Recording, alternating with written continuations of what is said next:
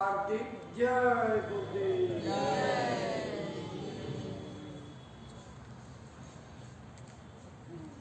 प्रेमी भाई बहनों,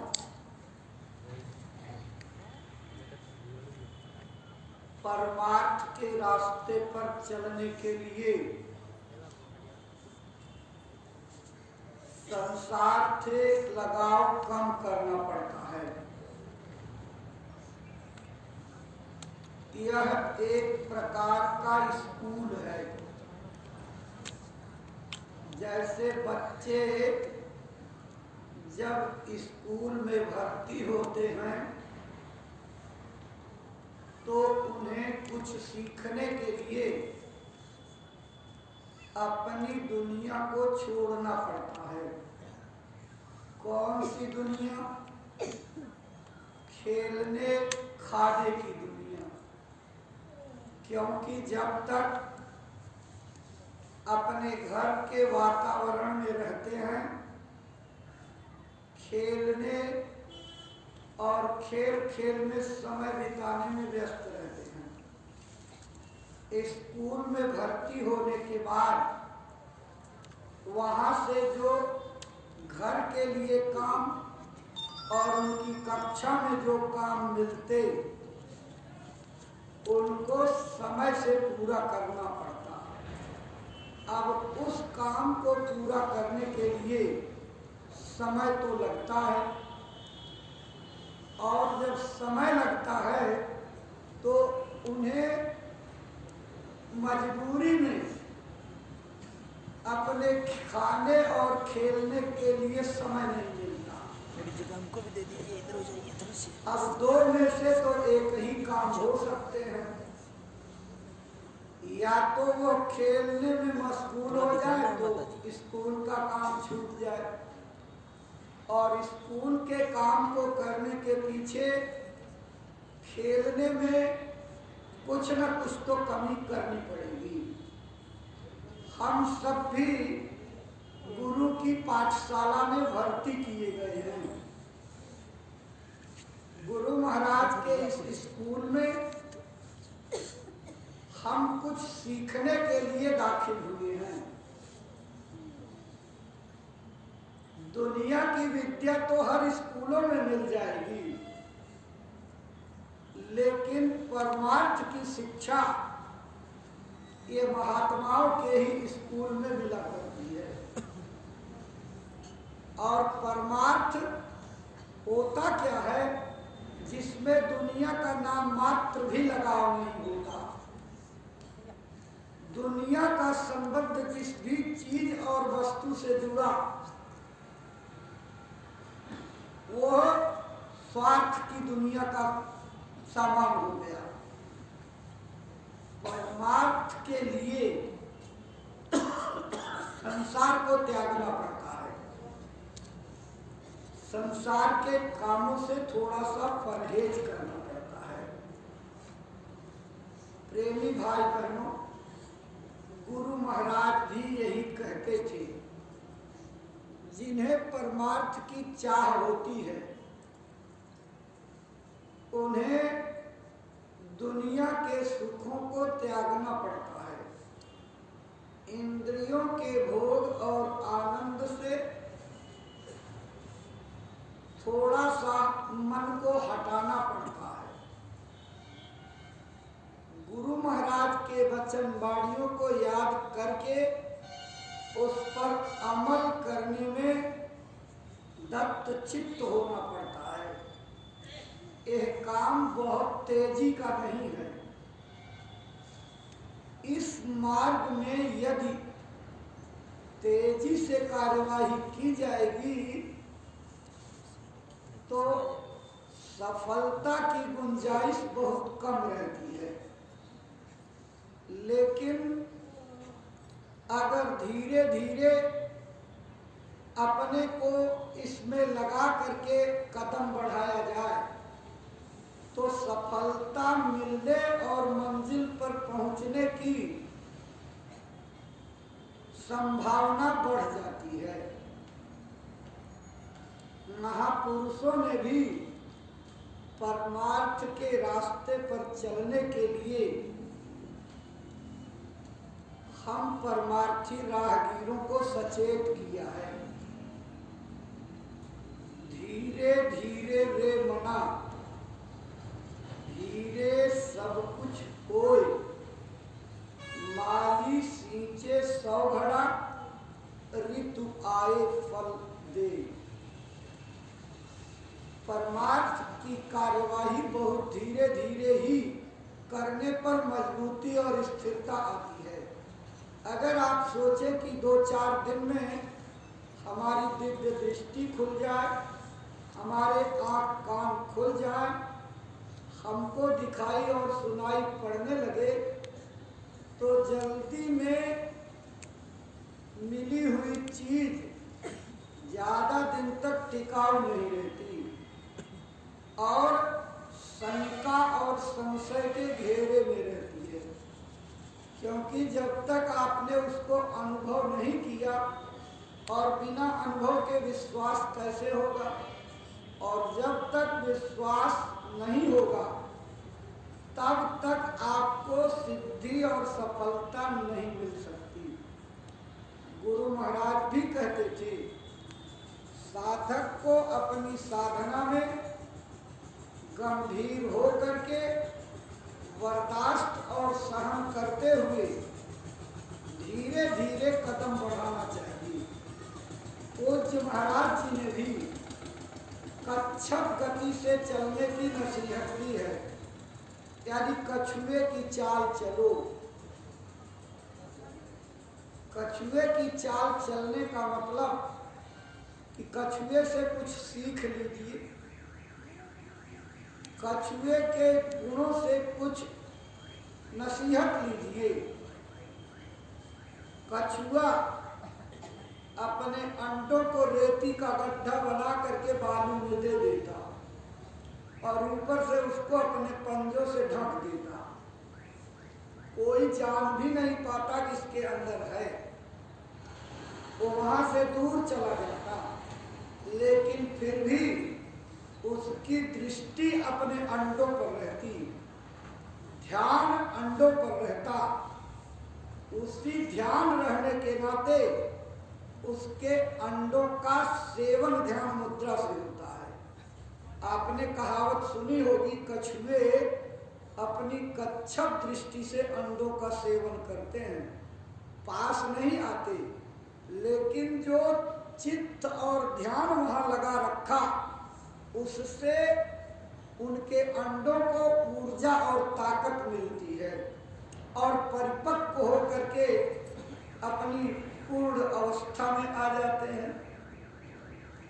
ऐसे प्रेमी भाई बहनों, आपको जब परमार्थ का रास्ता मिल जाए तो हमको भी अपने ध्यान भजन सुमिरन पर कच्छप दृष्टि रखनी चाहिए। 24 घंटे हमको फिक्र और चिंता होनी चाहिए कि कब मौका मिले, कब 2 मिनट मालिक को याद कर लें। नाम खुमारी नानका चढ़ी रहे दिन रात। नाम को पाने की एक खुमारी आपके ऊपर चढ़ जाए और दिन रात उसकी चिंता रहे। किस प्रकार? जैसे कभी कोई खूबसूरत चीज आप देख लीजिए, आकर्षक, तो उस चीज पर आपका मन लग जाता, उसकी सूरत शकल सामने नाचने लगती, और आप कितना जरूरी काम कर रहे हो लेकिन आपका ध्यान वहां से भंग हो जाता। बार बार उस वस्तु की, सामान की, उसके आकर्षण की छवि आपको अपनी ओर खींचे रहती है। जिस तरह से ये वस्तुओं का आकर्षण आपको अपनी ओर खींचता, हमको अपना स्वभाव बना लेना चाहिए कि हम अपने गुरु महाराज के स्वरूप, अपने रास्ता बताने वाले महापुरुष जिनके द्वारा हमको नामदान मिला, उनकी सूरत शकल को अपने अंदर बैठा लें। क्योंकि उनकी सूरत शकल आंख बंद करके जितनी बार आप देखोगे, उतनी बार आपके कर्मों की सफाई होगी। अगर मौका मिले तो सैकड़ों बार जो है इस पद्धति से दर्शन करना चाहिए। दर्शन बाहर के स्वरूप का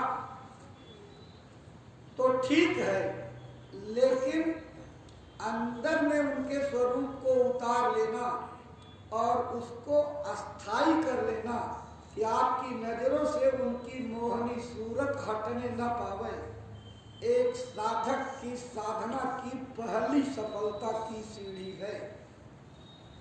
गुरु मूर्त को अगर आपने अपने अंदर उतार लिया और दूसरे प्रकार की मुद्रा उतारने की जरूरत नहीं है, वही मुद्रा उतारिए जिस मुद्रा में आपको नाम का भेद मिला, जिस सूरत शकल में उन्होंने नाम दान दिया, इसी सूरत शकल में हर बार मिलेंगे। हालांकि उनके अनेकों चित्र हैं, अनेकों लीला के फोटो हैं, लेकिन प्रेमी को जब भी कभी मिलते हैं उनकी चेतनता का परिचय यही है कि वो उसी रूप में मिलते हैं जिस रूप में नाम दिए। मौत की घड़ी में बुलाने पर भी उसी रूप में मिलेंगे। जब आखिरी समय हो जाएगा तो आपकी जीवात्मा की संभाल करने और निज लोक को ले जाने की दया करने के लिए उसी रूप में आएंगे। साधना में जब आपकी आंख कान खुलेंगे तो उसी रूप में। इसलिए प्रेमी भाई बहनों, हमको आपको इसकी एक आदत डाल देनी चाहिए। कोई जरूरी नहीं दिन में 1 बार, 4 बार, 5 बार, बल्कि सैकड़ों बार मौका मिले तो करना चाहिए। गुरु दर्शन कर सहजिया, दिन में कई एक बार और एक बार दर्शन किए उतरे पाप हजार। इस तरह से अंतर में अगर आपने कोशिश करके गुरु के स्वरूप का एक बार दर्शन कर लिया तो हजारों पाप खत्म हो गए। और अगर आपने सैकड़ों बार गुरु को याद किया तो 1000 से 100 को गुना कर दीजिए, इतने पाप आपके माफ हो जाएंगे, खत्म हो जाएंगे। इसलिए गुरु के दर्शन के लिए तड़प पैदा करनी चाहिए। कैसे? जैसे स्वाति की बूंद के लिए पपीहा तड़पता है, सारा वर्ष बीत जाता, चाहे वो तालाब में मर जाए लेकिन फिर भी उसके पानी को अपने चोंच के भीतर नहीं जाने देता। उसके संकल्प की रक्षा मालिक करता है। मरा हुआ पपीहा तालाब में पड़ जाए तो उसका सारा शरीर पानी में डूब जाएगा, लेकिन चोंच कभी नहीं डूबती, उसकी डूबती नहीं है। क्यों?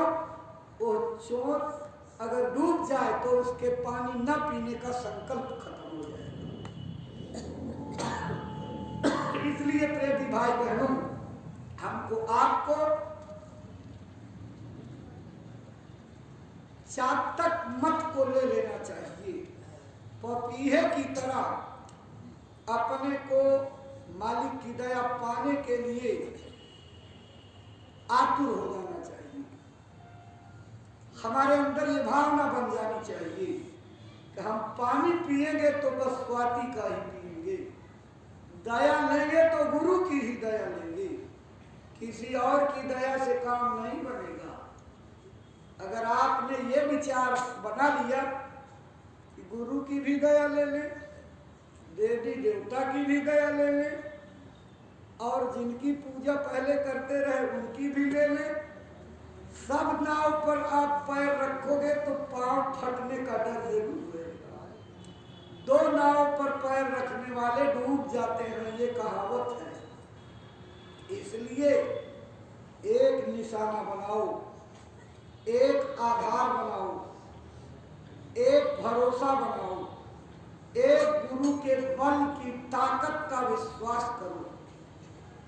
बने तो सतगुरु से बने, नहीं बिगड़े भरपूर, और स्वामी बने जो और से वह बनने पे गुरु।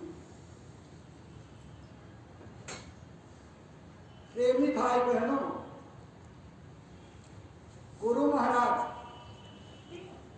एक घटना का जिक्र बार बार करते थे। कहते थे कि सरमन नाम का एक प्रेमी अपनी जहाज को लेकर के आ रहा था समुद्र से।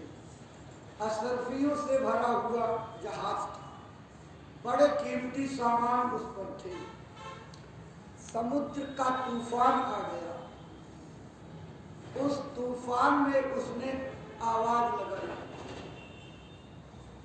गुरु महाराज, अब आपके अलावा किसको पुकारूं? मेरी इस डूबती नैया को पार कर दो। सरमन की आंख खुली तो देखा कि एक हाथ जो है समुद्र में निकला हुआ। उसने आवाज लगाई, अरे सरमन, हाथ पकड़ लो, पार कर दूंगा। आवाज जानी पहचानी नहीं थी। तुरंत उसने पूछ लिया, ये किसकी आवाज है? आवाज आई कि ये खुदा की बाह है, पकड़ लो, पार कर दूंगा। उसने मुंह फेर लिया। आवाज आई, हम तो तुमको बचाने आए, लेकिन तुम डूबने ही चाहते हो तो जाओ डूबो, कहकर हाथ गायब हो गया। और तेज तूफान हो गया। नाव डगमगाने लगी, लगा कि अभी डूबी अभी। तब तक फिर अंदर से पुकार लगाई, दूसरा हाथ आया। दूसरे हाथ के आते ही हाथ से आवाज आई, पकड़ सरमन, तेरी नाव किनारे लगा दी। वो भी आवाज परिचित नहीं थी, बोली पहचान की नहीं थी। कहा, किसका हाथ है? कहा, ये तुम्हारे गुरु के गुरु का हाथ है। जिसने तुम्हारे गुरु को पार लगाया वही हाथ तुमको पार लगाने आया, पकड़, तुमको पार कर देता हूं। सरमन ने मुंह फेर लिया। आवाज ने पूछा कि भाई क्या हो गया? मैं तो बचाने आया। कहा, नहीं पकड़ना मुझे तुम्हारा हाथ, मुझे किसी का हाथ नहीं पकड़ना। मुझे तो अपने गुरु महाराज के अलावा किसी का हाथ नहीं पकड़ना।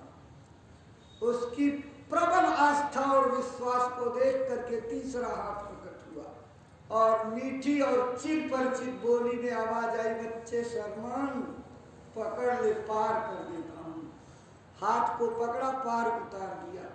और जब किनारे पहुंची तो सरमन ने बिलखते हुए, रोते हुए पूछा, गुरु, आपने तो ये वादा किया था कि मैं जहां बुलाओगे वहीं मिलूंगा, और मैं इतनी देर से चिल्ला करके, आंसू गिरा करके आपको याद कर रहा था, और मेरी नाव डूब जाती तो गुरुजी क्या होता?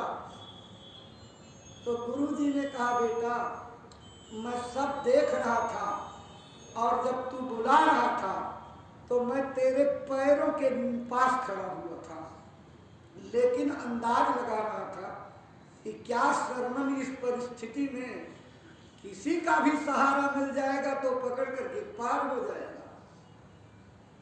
लेकिन जब मैंने अंदाज लगा दिया कि सरमन को सिर्फ मेरा और मेरा भरोसा है, तो मुझे खुशी हुई और मैं तुम्हें बचाने के लिए, मैंने तो संकल्प ही बचाने का लिया। गुरु जीवात्मा की डोर को पकड़ करके काल के हाथ से छीन लेते और डोरी ऊपर मंडलों में बांध देते हैं। इस गांठ को खोलना उनके अलावा और किसी को नहीं मालूम है। कोई कितना तीरंदाज बने, कितना भक्तराज बनने की कोशिश करे, आपको गलत फहमी में डाल करके गुरु का काम करने का बहाना बना करके आपको बरगला सकता, लेकिन गुरु की बधी हुई गांठ को सिर्फ गुरु महाराज खोल सकते, या उनके द्वारा कोई प्रेरित सूरत, या जिसको उन्होंने ये अधिकार दे रखा कि मेरे बाद इस जीवात्माओं की संभाल ये करेंगे, उनके श्रीमुख से निकली हुई जिम्मेदारी के शब्द के अलावा सब लोग जो है मन के गुलाम। इसलिए प्रेमियों, अपनी टेक को पक्का रखो, मेरा कल्याण, मेरा बेड़ा अगर पार होगा तो मेरे गुरु के द्वारा होगा, बीच में कोई तीसरा नहीं। वो शब्द याद कीजिए, गुरु महाराज की बाणी है, अरे बच्चों तुम मुझे देखो, मैं तुम्हें देखूं, बीच में परमात्मा दिखाई पड़ेगा। लेकिन अगर कहीं गलती करके तुम तीसरी जगह दृष्टि लगा करके देखने लगे और मेरे से नजर हट गई तो तुम जानो तुम्हारा काम जाने, काल बड़ा दांवबाज है, ऐसा पटकनी लगाएगा कि कई कल्पों तक निस्तारा नहीं होगा। गुरु के वचनों को तो याद ही रखना चाहिए और उससे प्रेरित होकर के अपने परमार्थ को बनाने में लगना चाहिए। प्रेमी भाई बहनों, गुरु महाराज ने जो सौभाग्य हम लोगों को जगाया, हमारी लापरवाही में, हमारे आलसपने में, हमारी गुरु के आदेश की अवज्ञा में हमको वो लक्ष्य नहीं मिल पाया। हम सब चूक गए। आज रुलाई आती, पछतावा आता कि हम गुरु महाराज का कहना कर लिए होते तो मेरी रोने की दशा ये न होती, मेरे हंसने और उछलने के दिन होते। लेकिन प्रेमी भाई बहनों, अभी भी श्वासों की पूंजी बरकरार है, अभी भी मौका है। पहले चूक गए, अब मत चूकना। पूज्य महाराज जी की वाणियों को पकड़ लीजिए, एक एक शब्द को ग्रहण कर लीजिए और उस पर उतारू होकर के गुरु महाराज की बात समझ करके, गुरु महाराज का आदेश समझ करके लग जाइए। गांव गांव गोद ले लो प्रेमियों, ये समय की आवाज है, ये वक्त का रामबाण अचूक दवाई है, आने वाले भविष्य के खराब दिनों से बचने के लिए अमोघ अस्त्र है। अगर आप इस अस्त्र का प्रयोग नहीं करोगे तो ये अस्त्र जो है वापस उनके तरकस के तीर की तरह से चला जाएगा और आपको पश्चाताप होगा। अभी दया की धार जारी है, अभी दया की किरणें जारी हैं, अभी बल और ताकत दे रहे हैं। समय निकल जाएगा, फिर आप लाख कोशिश करो, आपके लिए आदेश का कोई मतलब नहीं रह जाएगा। जो समय पर आवाज को सुनते हैं, समय की आवाज को पकड़ करके काम कर लेते हैं, परमार्थ में बहुत तरक्की करते हैं, गुरु की दया पाते हैं। इसलिए प्रेमी भाई बहनों, अब हम सब लोगों की ये जिम्मेदारी बनती है, गुरु महाराज के इस दरबार में संकल्प लेकर के जाइए कि हम जाते ही एक गांव गोद लेंगे और उस गांव के हर घर घर में गुरु महाराज के भविष्यवाणियों की किताब पहुंचाएंगे। इस समय का आदेश है, इसमें ढिलाई मत करना। हम आपके हित की बात कर रहे हैं, हम आपके चरणों पर अपना माथा रख करके निवेदन करते हैं कि ये समय का उपाय है, समय की दया है। समय के उपाय और समय की दया से आकबत की कठिनाइयों को काट दिया जाता है। अनेक परेशानियों के मंडराते बादल खत्म हो जाते हैं, आने वाले बुरे दिन दुर्दिन खत्म हो जाते हैं। विभिन्न परिस्थितियां जो खड़ी होने वाली हैं उसमें रखवाली हो जाती है। रक्षा तो दया करेगी, और दया कब आएगी? जब आप दया को पाने के लिए उनके आदेश का पालन करोगे, आदेश पर चल पड़ोगे। प्रेमी भाई बहनों, बजा दो गुरु नाम का डंका गांव गांव में, जन जन की जबान पर गुरु महाराज की बात को पहुंचा दो और सिद्ध करके दिखा दो कि जो गाना गाते थे केवल गाना ही नहीं, बल्कि हम अपने जीवन में दिखाएंगे गुरु भक्ति कैसे होती है। ये पाठ पढ़ा कर मानेंगे। हम लोग हैं ऐसे दीवाने, दुनिया को झुका कर मानेंगे। दुनिया को झुकाने का मतलब ये नहीं कि सब पर विजय प्राप्त कर लीजिए, बल्कि उनको ऐसा फार्मूला दीजिए, ऐसा सूत्र दीजिए, ऐसा रास्ता दीजिए, इस समय की जलती ज्वाला में ऐसी ठंडक दीजिए, विचारों की एकता दीजिए, प्रेम और सौहार्द की शिक्षा दीजिए, नफरत की खाई को पाट दीजिए कि लोग आपकी बातों को सुन करके ठंडक महसूस करें, उनको तसल्ली मिले, शांति मिले, अपने आप आपके सामने झुक करके आपको प्रणाम करेंगे, एहसान मानेंगे। इस समय सारी दुनिया जल रही है, किसी को शांति नहीं है, न दौलतमंद को शांति है, न पूंजीपति को शांति है, न बड़े बड़े विद्वान आचार्य को, कहाँ तक कहूँ साधु संतों को भी शांति नहीं है, सब अशांत हो रहे हैं। इस अशांति का कारण क्या है? अपने मानवीय कर्तव्य को छोड़ दिया, अपने महात्माओं की धर्म की शिक्षा को छोड़ दिया, रामायण गीता कुरान बाइबिल को छोड़ दिया। पढ़ने को तो किताबें पढ़ते हैं, शब्दों का उच्चारण करते हैं, लेकिन उस शिक्षा का जो इशारा था, चरित्र में उतारना था, अपने स्वभाव में उतारना था, वो उतारने की क्रिया बंद हो गई। बातों को पकड़ करके उस पर चलने की कार्यवाही बंद हो गई। इसलिए सब अशांत हैं। इस अशांति की दवाई सिर्फ महात्माओं के पास है और किसी के पास नहीं है। इसका इलाज, इस जलती हुई ज्वाला में ठंडक लाना, ये महापुरुषों के पास है। इसलिए आपको इस तपन में, जलन में, इस व्यग्र और बेचैनी हालत में आपको गुरु महाराज का संदेश पहुंचाना उनके दिलों में ठंडक लाएगा।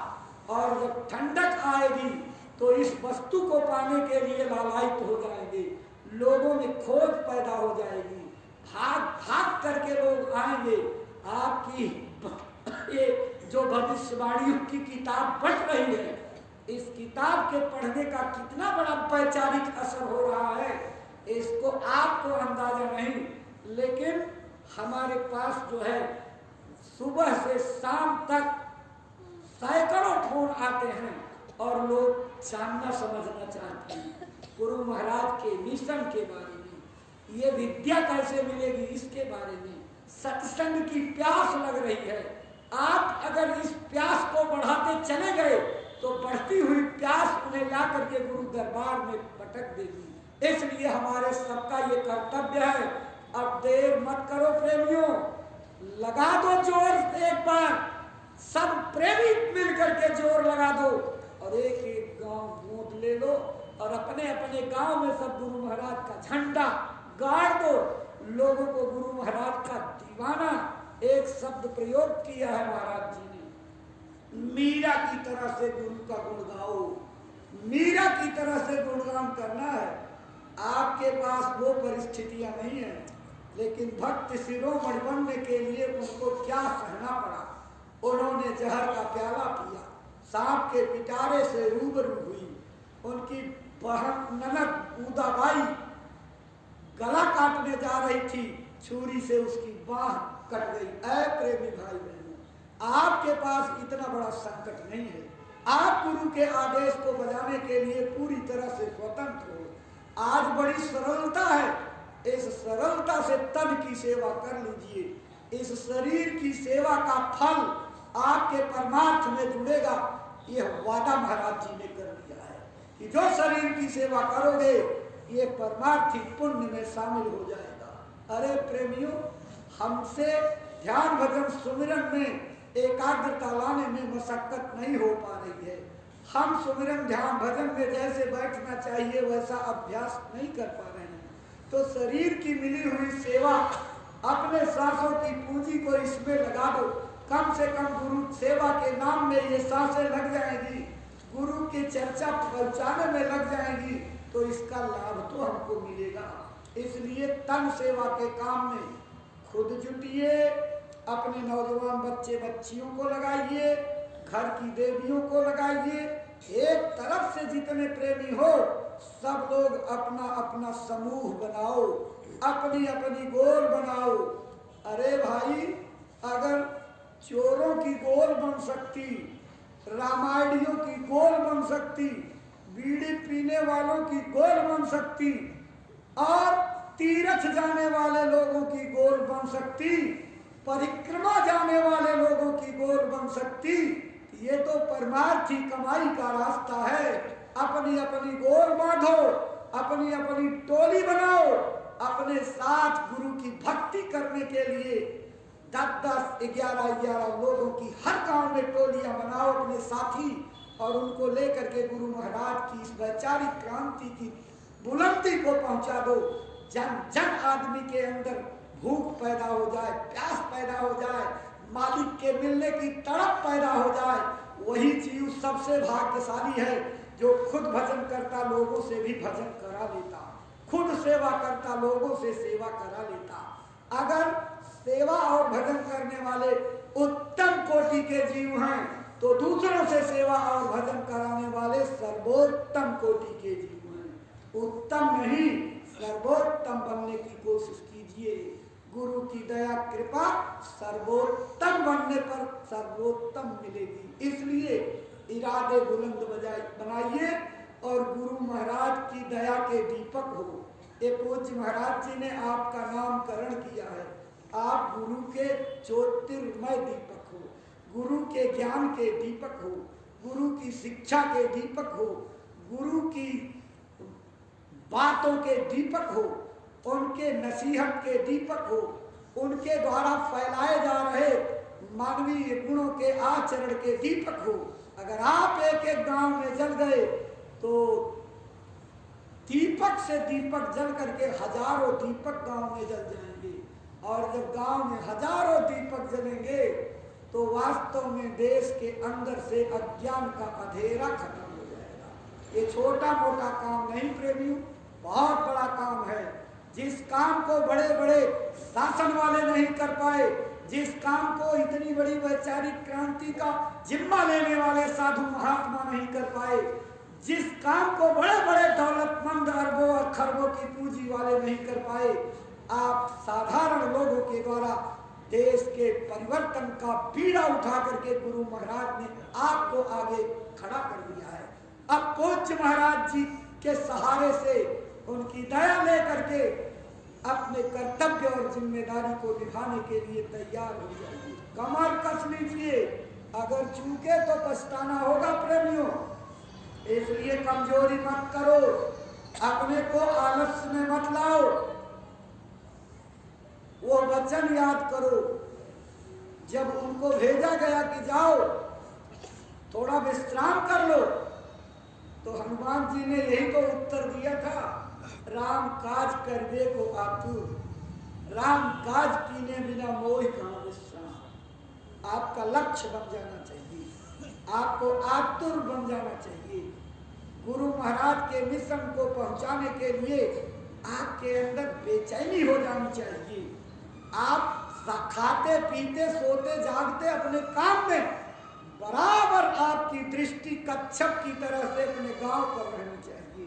काम कुछ कर रहे हो लेकिन वैचार, जब आपका ध्यान वहां रहेगा तो काम से फुर्सत होते आप वहां पहुंच जाओगे, और जब पहुंच जाओगे तो कुछ न कुछ सेवा तो बन ही जाएगी, और वही बूंद बूंद रोज सेवा गुरु महाराज के मिशन को आगे बढ़ाने में एक सहारा बनेगी। इसलिए प्रेमियों, गांव गांव गोद लीजिए, इस काम में विलंब मत कीजिए। जाते ही गांव गोद लेकर के जितनी जल्दी हो सके किताबें पहुंचाइए, और गोद लेने का मतलब कि उनको अपने पैरों तक खड़ा करने की जिम्मेदारी है, मजबूत हो जाए। इसलिए लगातार आपको उस गांव में आते जाते रहना, संपर्क करते रहना, गुरु महाराज का इतना गुणगाना, इतना गुणगाना। अरे लोग जो है कथा किस्से कहानियां सुनाकर लोगों का मन मोह लेते हैं। आपके पास तो गुरु की लीला का, गुरु के संस्मरण का, गुरु के जीवन भर की गई दया का इतना बड़ा भंडार है कि अगर आप बाँचने लगिए तो कई महीनों गुजर जाए। इसलिए आपके पास भंडार में कोई कमी नहीं। गुरु महाराज के द्वारा दी गई वाक शक्ति का प्रयोग करो। आप जाओगे, पीछे से महाराज जी का प्लग काम करेगा, और आप जो भी बोलोगे आपको खुद पता नहीं लगेगा कि मैं क्या बोल रहा हूँ, लेकिन जो काम दया को करना है वो काम दया कर जाएगी। आप अपने पर मत सोचना कि मैं काम करूँगा, आप कुछ नहीं करोगे, दया सब करेगी। कोई अहंकार मत लाना कि मैंने अपनी लच्छेदार भाषा से और अपनी जो है तोड़ मड़ोड़ के भाषणों से बदल दिया, इससे कुछ नहीं होगा। आदेश पालन से जरूर हो जाएगा। आप आदेश पालन पर जुट जाओ, गुरु अपनी दया से सब काम कर लेंगे।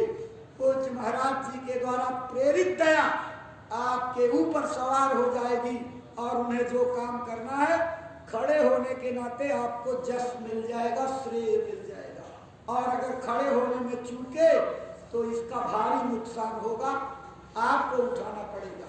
अपने पाँव में कुल्हाड़ी मत मारो, गांव को गोद लो, अपने घर के छोटे छोटे बच्चों बच्चियों को, नौजवान बच्चे बच्चियों को इस काम में लगाओ, उतार दो। ये कैरियर बनाने का, उनको डिग्री में पहुंचाने का बहुत बड़ा मौका है। इस डिग्री को अगर पा लिया तो दुनिया में नहीं ब्रह्मांडों में नाम चमक जाएगा। इस डिग्री से, भौतिक विद्या से तो नौकरी तक नहीं मिल रही है, 20 बार तो चक्कर मार करके लौटे और सब जगह से बैरंग लौट आए। अरे वो भी काम करो, उसको रोका नहीं जा रहा, लेकिन उसी के साथ एक विषय गुरु महाराज की बातों को पहुंचाने का बना लीजिए। देखिए आपके भाग, आपके ये भविष्य कैसे उज्जवल हो जाते हैं। इसलिए प्रेमी भाई बहनों, अपने गुरु महाराज के आदेश को बजाने के लिए, गुरु दरबार से मिले हुए हुक्म को बजाने के लिए आप लोग तत्पर हो जाइए। चारों तरफ से इस समय आपके दोनों हाथ लड्डू हैं। दुनिया की भी दया लो और परमार्थ की भी दया लो। इधर से किताबें बांट करके दया लो और उधर घर में एक एक रुपए अपने गोलक में डाल करके दया लो। ये बड़े राज की चीजें हैं। जब इसका परिणाम आएगा तब समझ में आएगा। अभी तो आंख बंद करके एक एक गोलक रख लीजिए और उसमें सिर्फ एक एक रुपया घर के हर प्राणी को डालना है। इसकी बराबर व्याख्या हो रही, इसको आप समझिए और उसी हिसाब से करिए, अपने मनमानी नहीं। कई दिन का इकट्ठा नहीं करना, रोज नियमित। इससे आपके अंदर सुमिरन ध्यान भजन करने की एक प्रवृत्ति नियम से पैदा होगी। जब आप सेवा करने जाओगे तो ध्यान भजन की याद आएगी। छोटे छोटे बच्चे सेवा डालेंगे तो उनके भी दिमाग में रहेगा और संस्कार पड़ जाएगा। सारी जिंदगी गुरु दरबार में उनके द्वारा सेवा आती रहेगी और उस बहाने आपकी पीढ़ी दर पीढ़ी दया गुरु महाराज के चरणों की मिलती रहेगी। और तीसरी बात यह है कि गुरु महाराज के संदेशों को छापने वाली पत्रिका दूरदर्शी आवाज आश्रम से प्रकाशित होती है। हर महीने पहली तारीख को छप जाती है। इसमें गुरु महाराज के सचेतक संदेश, रहस्यमयी पत्र, उनके संस्मरण, उनकी लीलाएं, समय के संदेश और बहुत सी विशेष बातें उसमें आती हैं। यह पत्रिका गुरु महाराज के इस आध्यात्मिक और वैचारिक क्रांति को धार देने में बहुत बड़ी सहायक है। अगर आपने इस पत्रिका को गांव-गांव तक पहुंचा डाला तो गुरु महाराज का काम बहुत आसान हो जाएगा। हर महीने गुरु महाराज की संदेश की पत्रिका अगर गांव-गांव पहुंचने लगे, इसलिए पहले तो हम सब जिम्मेदारों से ये प्रार्थना करेंगे।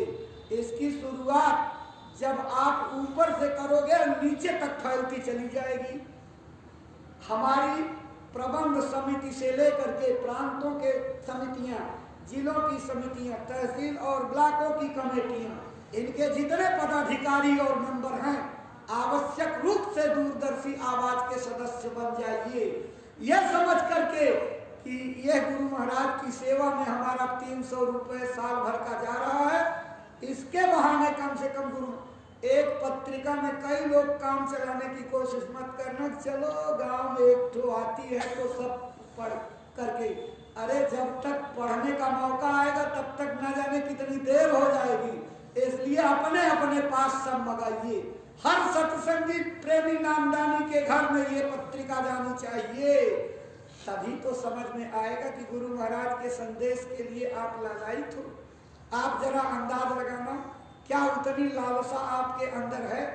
इसी धरती पर कृष्ण गोपिकाओं को तड़पता छोड़ करके उधर चले गए और एक बहुत लंबा अरसा गुजरने के बाद गोपिकाओं की प्रेम परीक्षा लेने के बहाने एक पत्र लेकर के उद्धव को भेजा और कहा जाओ जरा परीक्षा कर आओ कि ये झूठे तड़प रही थी हमारे लिए, दिखावा कर रही थी, कि वास्तव में इन गोपिकाओं के अंदर मेरे प्रति कोई तड़प है। तो आए तो सब घर से चुपके से आकर के वहां नंद बाबा के दरवाजे पर पहुंची। उसका कितना सुंदर वर्णन है, उसका इतना बढ़िया वर्णन है। भेजे मन भावन के उद्धव के आवन की, सुधि ब्रज गावन में पावन जबै लगी। कहाँ रत्नाकर ग्वालिन की झोर झोर दौड़ दौड़ नंद पौर आवन तबै लगी। मतलब गोपिकाएं झुंड की झुंड नंद के दरवाजे आने लगी। और क्या था, उझा की पद कंजन की पैदल पर पेख पेख पाती छाती छोहन छबे लगी। उचक उचक करके उस पाती को देख करके छू करके तसल्ली रखती रही और प्रीत पैदा करती रही कि मेरे जो है मालिक की पाती आई हुई है। हमको लिख्यो है कहा, हमको लिख्यो है कहा, हमको लिख्यो है कहा, कहन समय लगी। क्या आप भी गुरु महाराज के संदेशों के लिए इतना तड़पते हैं?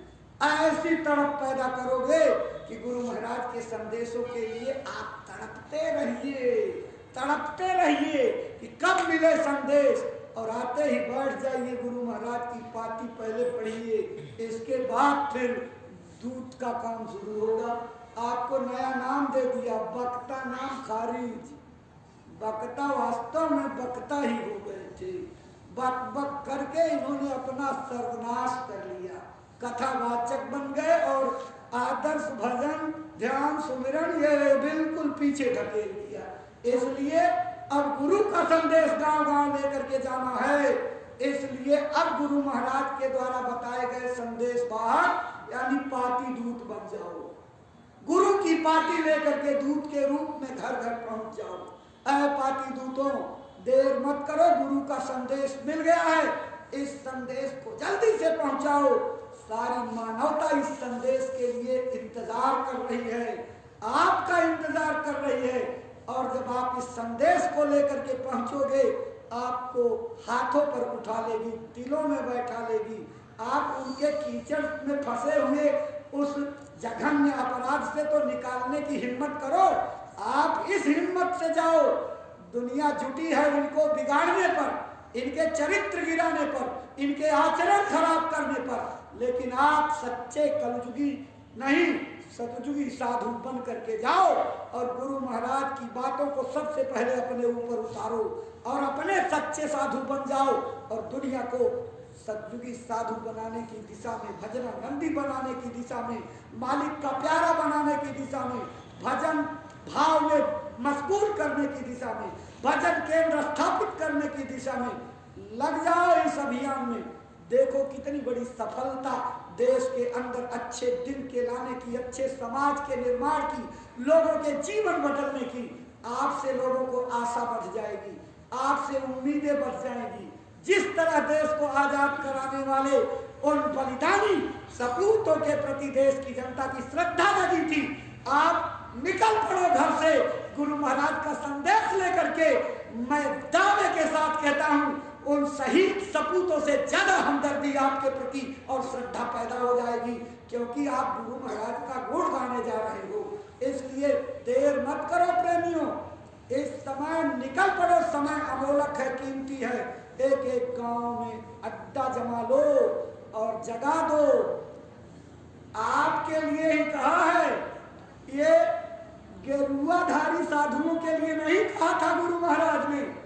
आपको साधु बनाया और आपके लिए नारा लगाया, उठो साधुओं, अब जगत को जगा दो, इन्हें प्रेम भक्ति का मार्ग दिखा दो। जो साधना करता वो साधु होता है, और जो केवल लबादा ओढ़ करके चलता वो सवाधु होता है। सवाधु से परिवर्तन नहीं होगा, साधु से परिवर्तन होगा। इसलिए आप साधुओं को जगाने के लिए महाराज जी का आह्वान हो गया। ऐ साधक भाई बहनों, आपकी साधना की शुरुआत किसी सेवा से होगी। शरीर को सेवा में गला डालो, शरीर को सेवा में मस्त कर दो, शरीर को सेवा में इतना मशगूल कर दो कि आपकी रग रग से गुरु नाम की आवाज आने लगे, आपके रग रग में भक्ति की आवाज आने लगे, तब जाकर के गुरु के बंदे बनोगे, गुरु के बंदे कहलाओगे। दिखावटी सेवक नहीं, असली सेवक बनने की कोशिश करो प्रेमियों। इसलिए बातें तीन हैं, इन्हीं तीन बातों को पकड़ लीजिए, आपकी भक्ति पूर्णता पर पहुंच जाएगी। गांव गोद लेना, किताबों को बांट करके और गांव को भजन केंद्र में तब्दील कर देना, पहला मिशन। दूसरा मिशन, गोलक सेवा करके अपने घर के सभी लोगों को सेवादार बना देना और आने वाली पीढ़ियों में संस्कार डाल देना। तीसरी बात, गुरु के संदेशों की पत्रिका, दूरदर्शी आवाज को गांव गांव पहुंचाना।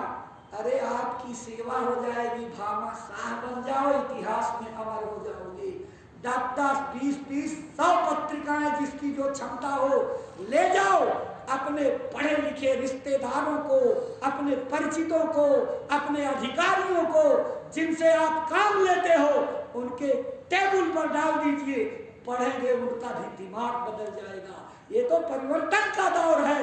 आपको केवल गांव को परिवर्तित नहीं करना, सबको बदलना है। शुरुआत तो गांव से होगी, धीरे धीरे सब बदल जाएगा। इस पत्रिका को बड़े बड़े पढ़े लिखे स्कूलों के प्रिंसिपल को, मास्टर को अपनी तरफ से उपलब्ध कराओ।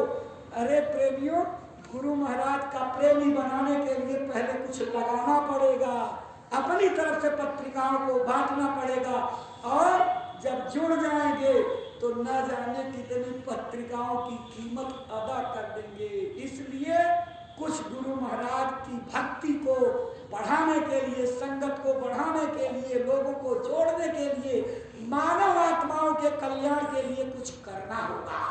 अब इशारा बहुत हो चुका है, कर्तव्य आपको निर्धारित करना है, जिम्मेदारी आपको लेनी है। माताएं बहनें भी इसमें पीछे न रहें।